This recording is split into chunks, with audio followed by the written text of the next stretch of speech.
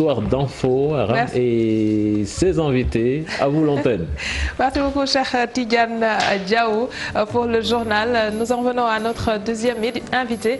Il s'agit de M. Alioune Badara Bèye, qui est le président de l'Association des écrivains du Sénégal. Il est également le directeur général les éditions Maguilène, de cette maison d'édition que beaucoup de monde connaît. Maguilène, bonsoir, M. Bèye. Avant d'en venir à ce que j'allais dire, merci d'être avec nous sur ce plateau. Merci.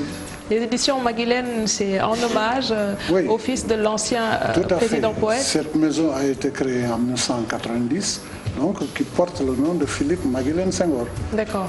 C'est depuis 1990, donc nous avons pratiquement 30 ans d'existence. Très bien, et 30 ans d'existence, cela coïncide également avec le prix que vous avez gagné cette année, celui de la FILDAC. Comment avez-vous accueilli d'abord, il faut saluer l'événement, mais aussi dire qu'il y a de cela 10 ans, Maguilène avait été primé. En 2009 avait déjà été primé, mais c'était le prix international, c'était le prix de la francophonie, donc pour l'édition africaine. Donc devant le Maroc et la Tunisie. Donc c'était en 2009, 2019, donc 10 ans après, on a la consécration nationale. Ça prouve un peu que sur le plan des efforts, il y a une constance et la formation aussi du métier d'éditeur. Parce que c'est un métier, il faut l'apprendre. Je pense que Maguilène a déjà fait ses preuves sur le plan international d'abord et puis sur le plan national. Châtillon, oui. On va voir ce qui est inscrit sur... prix pour la promotion de l'édition Sénégal FILDAC 2019. Très bien, voilà. Merci. Alors, ce prix qui vous a été remis hier par le ministre de la Culture, l'occasion a été également saisie pour mettre l'accent sur le thème de cette année, livre et citoyenneté. J'ai envie de vous dire comment un livre peut-il promouvoir la citoyenneté. Mais énormément, c'est une suite logique. Vous savez qu'il y a quelque temps, nous avons tenu la journée internationale de l'écrivain africain. Et le thème, c'était littérature, citoyenneté et environnement. Vous voyez qu'il y a un lien entre ces deux thèmes. Il s'y ajoute simplement l'environnement. Mais je peux dire que c'est dans ces deux contextes, que ce soit la citoyenneté ou l'environnement, l'acte d'écrire n'est pas simplement un acte solitaire. Oui. C'est un acte de partage, mais c'est un acte de communion. Et sur le plan du développement, sur le plan de la citoyenneté, l'écrivain a une part, l'écriture a une part très importante. Un choix qui, disons, semble peut-être assez coïncident par rapport à ce que je parle du thème, certes, mais le chef de l'État, à l'orée de son second mandat, a également mis l'accent sur la citoyenneté et a annoncé également de nombreuses mesures. Est-ce que ce thème a été choisi en fonction de cela ou cela a été décidé bien avant? Chaque année, à la sortie donc de la journée de l'écrivain, tout de suite le thème est choisi, donc peut-être un mois après. Ce qui fait que le thème était déjà choisi pratiquement il y a 8 mois de cela. Donc c'est pour cela, mais je pense que c'est un thème qui rentre effectivement dans l'action nationale sur le plan de la citoyenneté, sur le vouloir et sur aussi des actions qui doivent mener à un développement à tous les niveaux, développement culturel, développement social, développement économique.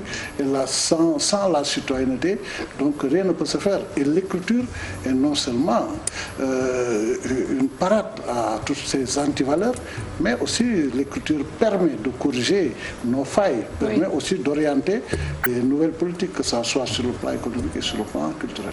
Cher Tidiane, est-ce que vous lisez d'abord, avant d'en venir à la question? Oui, il m'arrive de lire. Je ne parle pas des journaux, je parle d'un ouvrage. D'un ouvrage, cela m'arrive quand même rarement, pour être honnête. Mais les journaux, les quotidiens, donc j'en lis beaucoup, les réseaux sociaux aussi. Justement, j'allais en revenir à ça parce que très souvent, en fait, on a vu qu'il y a une certaine mutation qui a été notée avec l'avènement des nouvelles technologies. Il y a, disons, cette tendance à aller vers, disons, Internet pour pouvoir lire, disons, certains ouvrages. Alors, dites-nous, est-ce que véritablement vous en sortez avec, disons, cette nouvelle donne que sont, disons, qui est plutôt la nouvelle technologie? Absolument. Vous savez, rien ne peut remplacer le contact charnel entre le papier et le lecteur.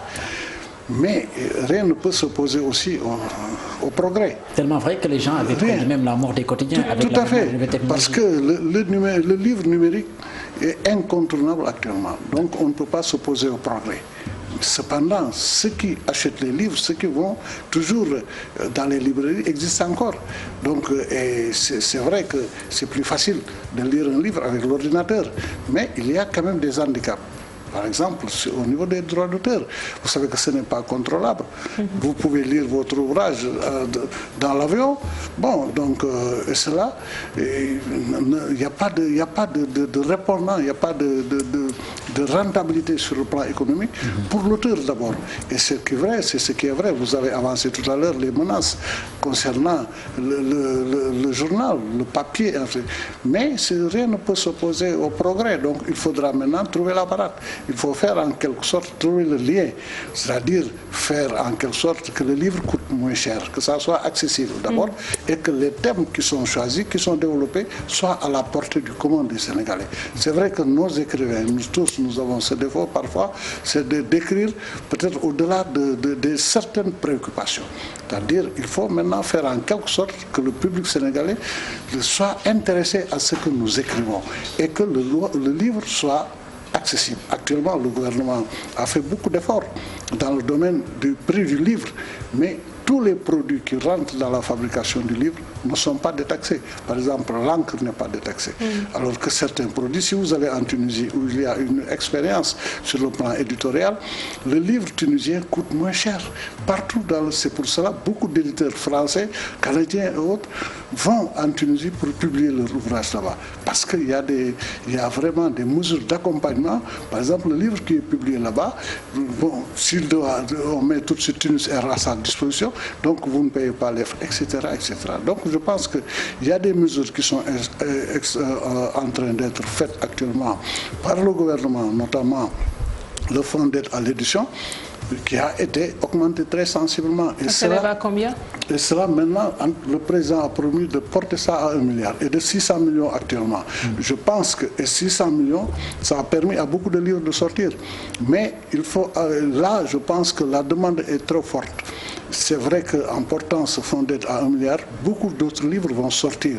C'est vrai que les mauvais livres vont disparaître. Pourront-ils en bénéficier? Sur quels critères allez-vous vous baser pour dire que telle personne mérite plus de ce fonds qu'un autre? En tout cas, ce que nous savons, c'est que moi je connais, je sais que par exemple à la direction du livre et de la lecture, avec Ibrahim Lo, il y a un comité.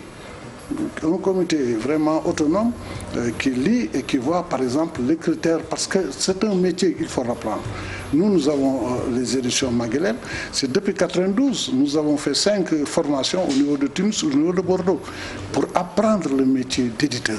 Maintenant, c'est vrai, il y a une porte ouverte avec le fonds d'aide, peut-être beaucoup de maisons d'édition sont nées dans le seul but peut-être, mais ce n'est pas tout le monde. Vraiment, je pense que l'édition sénégalaise est une édition de qualité. Nous avons des ouvrages, nous, qui se vendent partout, et nous avons aussi, dans le domaine de la diffusion du livre, nous avons des accords de coproduction et de coédition avec des grandes maisons d'édition, comme Lafon, comme d'autres, qui nous permettent de faire circuler nos livres à l'étranger et de pouvoir bénéficier donc d'un fonds de roulement qui permet à financer peut-être des genres qui ont été considérés comme des genres mineurs, comme la poésie ou le théâtre, et qui sont des genres... Vous avez commencé avec ça? Nous avons commencé parce que c'était d'ailleurs la motivation des éditions Maguilène.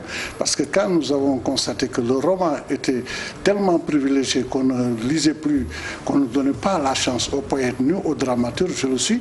Donc j'ai dit non, j'ai une fonction et je pense que j'ai un devoir et une mission, c'est de faire en quelque sorte que ces genres mineurs deviennent des genres majeurs.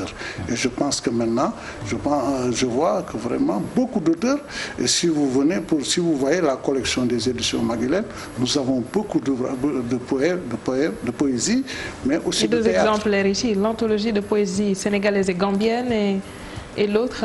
Et l'anthologie sénégalais aussi, c'est une anthologie. Parce que nous avons trouvé que la forme des anthologies, nous par exemple, nous avons eu notre première chance dans la littérature.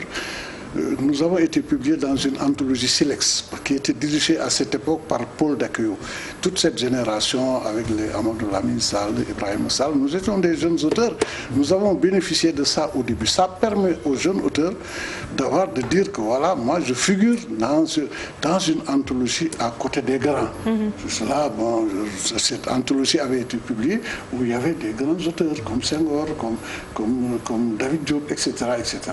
Donc c'est ça qui donne beaucoup de chance aussi à la nouvelle génération. Et ça, pour ces deux anthologies que nous avons publiées aussi, c'est la diplomatie culturelle. Parce que nous pensons que cette anthologie, par exemple, congolaise, nous avons vu les grands auteurs congolais qui cohabitent avec les auteurs sénégalais.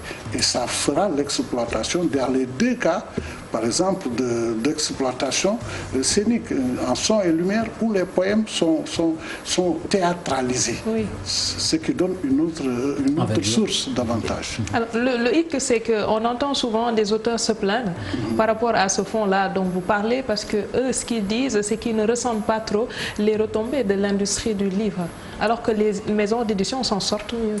Non, ce n'est pas exact. Je pense qu'il y a quand même un effort qui a été fait. Le fonds d'aide est parti de 50 millions. Ce fonds d'aide est parti de 50 millions. Il a été porté à un moment donné, donc c'est au moment où les écrivains préparaient avec le PEN le premier congrès mondial du PEN international à Dakar. Ça ne s'est jamais tenu en terre africaine. Oui. Et le président de à cette époque, le maître Abdoulaye Wade, avait multiplié le fonds en demandant, il nous faut quand même un geste beaucoup plus important, en demandant que le fonds soit porté. En ce moment, l'actuel président était Premier ministre. Et c'est tout, c'est une démarche de l'association des écrivains. Quand nous avons rencontré le Premier ministre, d'alors, en contact avec le président, il a dit, bon, moi aussi, je voulais apporter ma note personnelle. Je souhaite que le fonds d'aide atteigne au moins 600 millions. Oui. Et ce qui fait, on l'a porté à 600 millions. Mais c'est vrai que la demande est très forte. Nous recevons pratiquement entre 150 et 200 ouvrages par année. Oui. Et ça devient difficile parce que les Sénégalais écrivent beaucoup et surtout les jeunes. Mais je pense que ce que nous devons faire avec cette aide, c'est de promouvoir encore davantage les jeunes et les femmes. Quels sont les genres que ces jeunes mettent en exergue? Ils écrivent beaucoup de romans, mais maintenant beaucoup de poèmes. Ce qui m'a vraiment rassuré, c'est le genre où ils sont faibles, c'est la dramaturgie. Et je le dis tout le temps, c'est un genre très difficile parce que c'est un genre qui relève à la fois de l'écrit, de l'oral et du spectacle. C'est un art total et communautaire, très difficile à maîtriser. C'est pour cela aussi, c'est là où se trouve la faiblesse de la littérature féminine sénégalaise. Il y a 3 ou 4 femmes dramaturges. Donc c'est trop peu. Et je pense que c'est un effort. Autant elles maîtrisent le roman, la poésie, et je l'ai toujours dit aux écrivains, que la menace venait des romancières, des poétesses, parce qu'elles ont beaucoup plus de sensibilité et elles décrivent mieux les situations que les hommes dans le domaine de la création, dans le domaine de la métaphore primordiale. Donc c'est à ce niveau, je pense que le fonds d'aide va servir à redresser, à faire en quelque sorte qu'il y ait beaucoup plus de publications dans le domaine de la dramaturgie, mais surtout des femmes. Nous avons prévu de faire un séminaire sur ça pour que ces femmes qui excellent beaucoup dans le domaine de la poésie et du roman connaissent des faiblesses dans le domaine de la dramaturgie. Alors, oui, comment est-ce que vous faites, en sachant que la plupart des populations de ce pays sont quand même analphabètes, ça il faut le préciser. Maintenant, parler de poésie, puisque je pose une question de Sénégalais lambda, maintenant parler du Sénégalais lambda, de poésie, de dramaturge, est-ce que vous pensez véritablement atteindre votre objectif à travers ce que vous faites présentement? Difficile, mais l'objectif peut être atteint. Vous voyez, je vous ai donné un exemple. Par exemple, en montant une pièce, par exemple, un recueil de poèmes qu'on théâtralise. Par exemple, pour ce spectacle en son et lumière, vous avez des paroles en Wolof, vous avez des chants en Wolof, donc vous avez les questions. Parce que le théâtre, par exemple, ce n'est pas simplement ce qu'on voit, la vraisemblance interne, mais il y a la vraisemblance externe, c'est-à-dire les sons, les images, les rideaux. Tout cela, ça rentre dans le... Donc, quand on prend le genre, par exemple, du théâtre sénégalais, qui est un théâtre essentiellement épique. Donc c'est un théâtre qui est basé sur l'exploit, sur le haut fait. Et c'est pour cela, donc quand vous voyez, une fois en discutant avec Soyinka, on lui demandait pourquoi il n'avait pas écrit 2 de ces 3 pièces en yoruba, il a dit non, une pièce écrite même en anglais, le contenu théâtralisé pour donner des préoccupations donc nigériennes. C'est pour cela, donc c'est assez difficile, votre question est très pertinente, parce que souvent, c'est vrai que c'est pour cela le théâtre social que nous voyons en langue nationale a beaucoup de poids sur la population sénégalaise. Oui, alors autre chose, c'est comment faire aujourd'hui pour intéresser les tout-petits à la lecture, parce que produire des ouvrages en quantité, même si les jeunes écrivent, il y a quelque part un problème, parce que même dans les lycées, certains professeurs peinent à faire lire les œuvres au programme aux élèves. Parce que c'est vrai que les jeunes sont attirés par l'informatique, sont attirés par le numérique. C'est le développement, c'est la modernité. Par contre, il y a un rôle que les écrivains doivent jouer, c'est-à-dire les œuvres doivent être à la portée de la jeunesse, c'est-à-dire créer des œuvres qui sont susceptibles d'être absorbées, d'être consommées par les jeunes et faire en quelque sorte que leurs préoccupations soient prises en charge. Mais si vous écrivez, si vous restez aérien, si vous pensez à un autre siècle, le jeune qui est là, il a des préoccupations tout à fait ponctuelles et modernes. Donc ce qu'il lui faut, c'est faire en quelque sorte que ce que vous écrivez l'attire.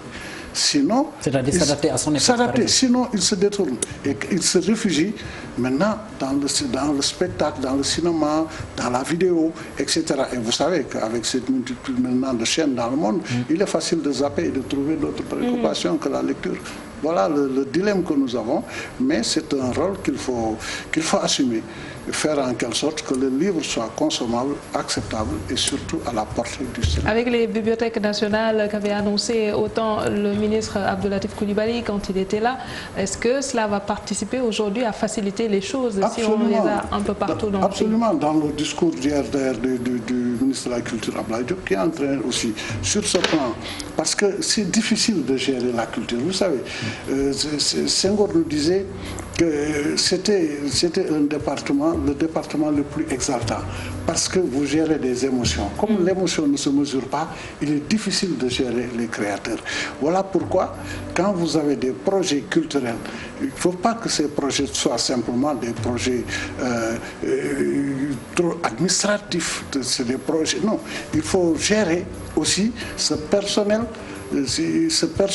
administratif, il faut le gérer comme un personnel aussi un créateur. Et c'est ça que je pense que c'est ça le rôle des ministres de la Culture. Et je pense que l'autre jour, le ministre de la Culture, Abdoulaye Diop, en a largement parlé. Et je pense que c'est la bonne démarche. On ne peut pas, quand vous avez une administration d'écrivains, de poètes, de peintres, de cinéastes, sont difficiles à embrigader. Donc il faut gérer cela avec beaucoup de tact, faire en quelque sorte que vous ne pouvez pas en faire des soldats, non? Et ce qui fait que c'est toujours difficile, et c'est ce qui fait que aussi c'est exaltant. Parce que quand vous avez la lecture, quand vous avez l'oreille du créateur, le créateur, c'est pas Senghor exagéré parfois en disant que c'était des demi-dieux, non. Mais c'est parce que quand on crée, on se situe à un niveau supérieur de l'être qui n'a pas créé. Vous êtes un Senghorien, on vous entend souvent citer Senghor dans vos propos? Oui, non, je le cite parce que d'ailleurs, vous voyez que j'ai donné le nom de notre maison d'édition à son fils, Maguilène Senghor, que j'ai connu très jeune. Mais c'est parce que aussi j'ai connu Senghor, j'avais 12 ans. Donc ce n'était pas la littérature qui nous a liés, mais plutôt un côté affectif avec ma famille et avec la collectivité libre. Donc c'est ce qui fait que, et ensuite, il nous a appris beaucoup de choses, surtout nous les écrivains. Oui. En nous disant, une fois, je me souviens, j'étais un peu dur avec une certaine dramaturgie concernant les aînés. Il m'a appelé dans son bureau pour me dire, jeune d'aujourd'hui, baron de demain. Donc il faut éviter, il faut garder votre humilité. Et aucun écrivain ne peut juger un autre. Donc aucun écrivain ne peut dire ce que j'ai écrit c'est meilleur que ce que l'autre a écrit. C'est ce qui fait que... Une leçon d'humilité. C'est une leçon d'humilité. C'est certainement la faute de jeunesse. Il faut aussi que soyez accessible. Parce qu'on nous fait ces reproches souvent. cette génération de ne pas être accessible. Les jeunes nous le disent parfois, quand nous allons à l'intérieur du Sénégal, on nous dit bon, on voit qu'à la télévision, et ça c'est des reproches. Je le dis à mes confrères qu'il faut être accessible. C'est pour cela, dans notre maison d'édition, et nous faisons tout pour que les jeunes écrivains puissent avoir l'écoute. C'est-à-dire quand on vient, quand ils présentent une œuvre avec ses lacunes, il y a une manière de le corriger. Il ne faut pas le décourager. Nous avons traversé ça avec les aînés. Mais il y a une manière de recevoir le jeune écrivain, parce que comme je le disais, l'âge d'un écrivain, ce n'est pas le nombre d'années vécues, mais le nombre de productions qui portent sa signature. On peut être un jeune écrivain à 60 ans parce qu'on vient de produire une seule œuvre, mais un écrivain mature à 22 ans, 25 ans, parce qu'on a écrit 5, 10 ouvrages. Donc il faut qu'on s'ouvre davantage, que ce soit beaucoup plus humble envers cette génération qui a beaucoup de talent, mais qu'il ne faut pas décourager. Dernière question avant de passer au sport. Vous avez côtoyé Senghor, vous pourrez certainement nous dire quelque chose par rapport à son épouse, Colette Hubert Senghor, qui nous a quittés récemment. Absolument.